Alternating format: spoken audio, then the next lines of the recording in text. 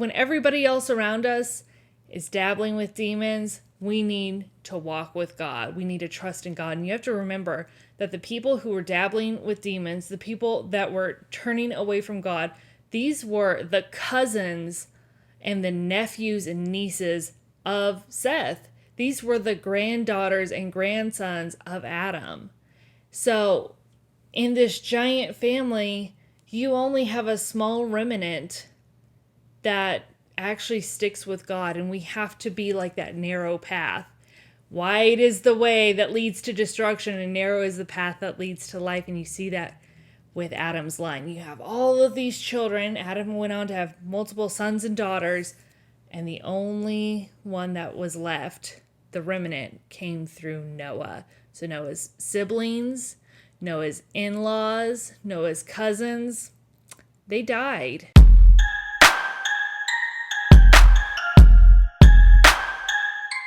Hey everyone, I'm Rachel, and today on Crack Your Bible, we are going to be talking about Genesis 4 and 5. I'd like to thank everybody who is a new subscriber or a current subscriber.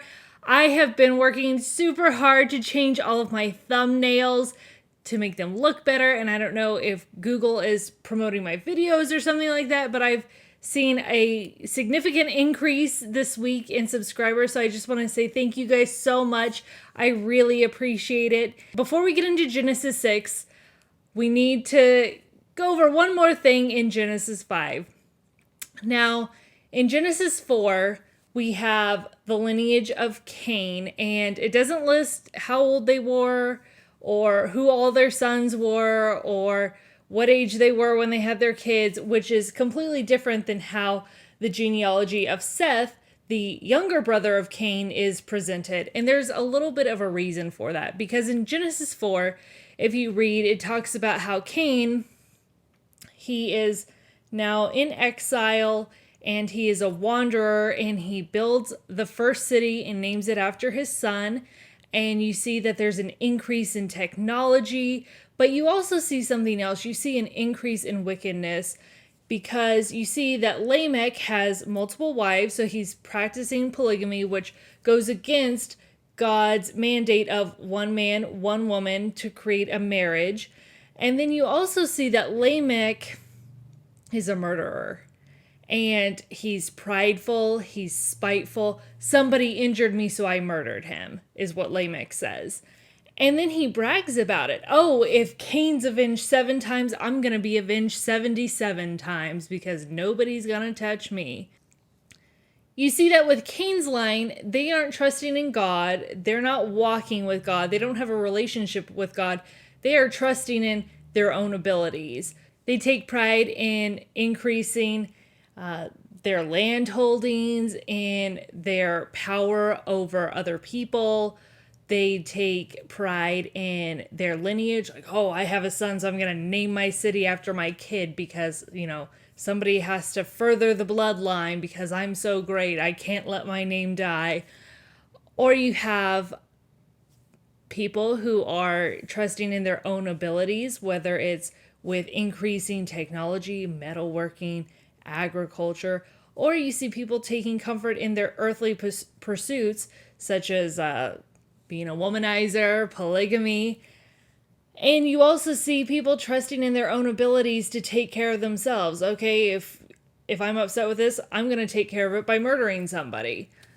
This is not what is shown in Genesis 5. What you see a line of godly men, and they might not have had the technology that their cousins from Cain had, but one thing that stood out is that they were godly men and that they lived long lives, which is why Moses, who wrote the book of Genesis, tells us these things. Like, these are their ages. It's impressive. They lived long lives because they walked with God.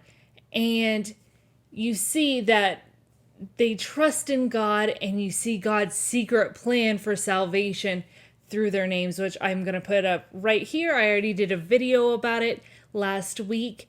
Just like today, where you see people who are trusting in their own abilities, whether it's to get money or whether it's through medical technology, or even what's blowing up right now is transhumanism, where you are merging with technology to become a better human. These are all things that people have been doing since Cain.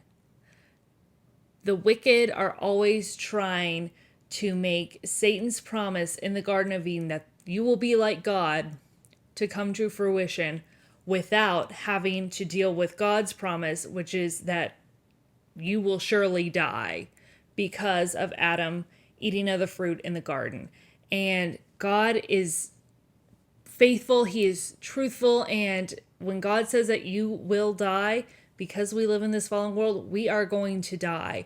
So we have to trust in Jesus. We have to trust that He is going to save us, that we will experience a resurrection when Jesus comes back at Armageddon. We have to trust in Him that He is the one that's going to save us.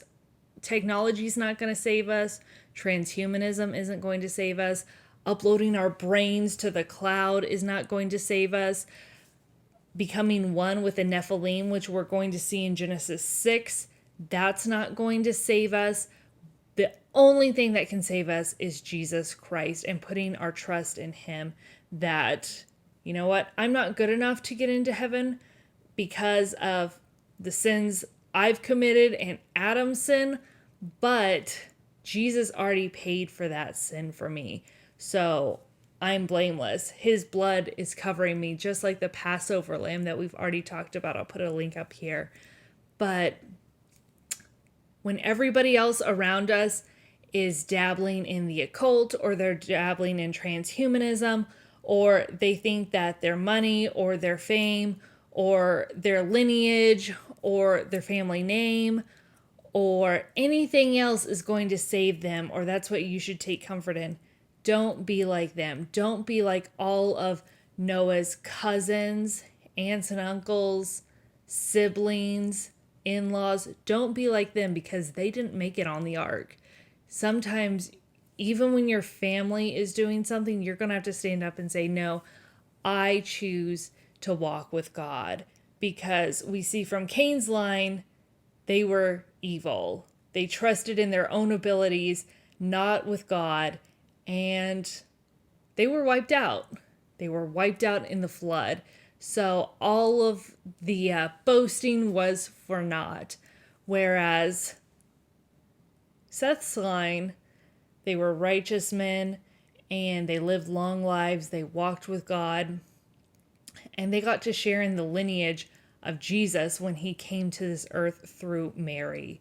And also, that remnant was saved through Noah on the ark.